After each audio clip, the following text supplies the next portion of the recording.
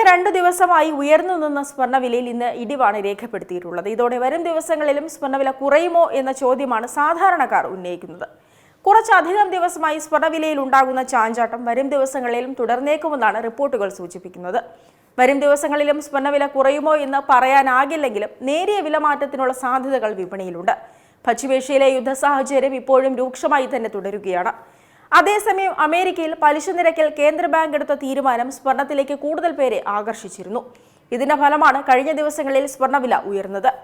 എന്നാൽ ഇപ്പോൾ ആഗോള വിപണിയിൽ സ്വർണ്ണവില അല്പം മന്ദഗതിയിലാണ് മുന്നോട്ട് പോകുന്നത്. ഇതാണ് കേരളത്തിൽ ഇന്ന് വില കുറയാനുള്ള കാരണം. എന്നാൽ ദീപാവലി, ദസറ അടക്കമുള്ള ഉത്സവകാല സീസണുകൾ വരുന്ന സാഹചര്യത്തിൽ വരും മാസങ്ങളിൽ വിലയിൽ വർധന ഉണ്ടാകുമെന്നാണ് പ്രവചനങ്ങൾ. അതിനാൽ വില കുറഞ്ഞിരിക്കുന്ന ഈ സമയം സ്വർണത്തിലും വെള്ളിയിലും മാത്രമല്ല, ചെമ്പ്, സിങ്ക് തുടങ്ങിയ വ്യാവസായിക ലോഹങ്ങളിലും നിക്ഷേപം നടത്തുന്നത് ഗുണകരമാണെന്ന് സാമ്പത്തിക വിദഗ്ധർ പറയുന്നു. 1,31,000 രൂപ എന്ന സർവകാല റെക്കോർഡിലേക്ക് എത്തിയ ശേഷമാണ് സ്വർണം തിരിച്ചിറങ്ങിയത്. അതിനാൽ തന്നെ സ്വർണത്തിന്റെ ഡിമാൻഡ് കൂടുന്ന സമയങ്ങളിൽ വില വീണ്ടും തിരിച്ചുകയറി 1.5 ലക്ഷത്തിലേക്ക് വരെ എത്താനുള്ള സാധ്യതകൾ പ്രവചിക്കപ്പെടുന്നുണ്ട്.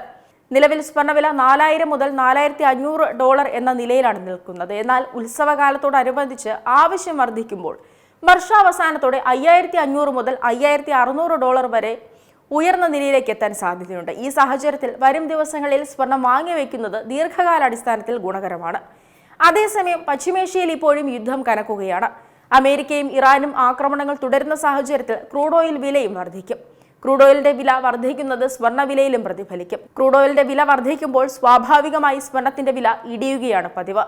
അതിനാൽ തന്നെ വർഷാവസാനത്തിലും യുദ്ധം രൂക്ഷമായി നിൽക്കുകയാണെങ്കിൽ സ്വർണ്ണവില കൂടുമോ കുറയുമോ എന്നാണ് ഏവരും ഉറ്റുനോക്കുന്നത്.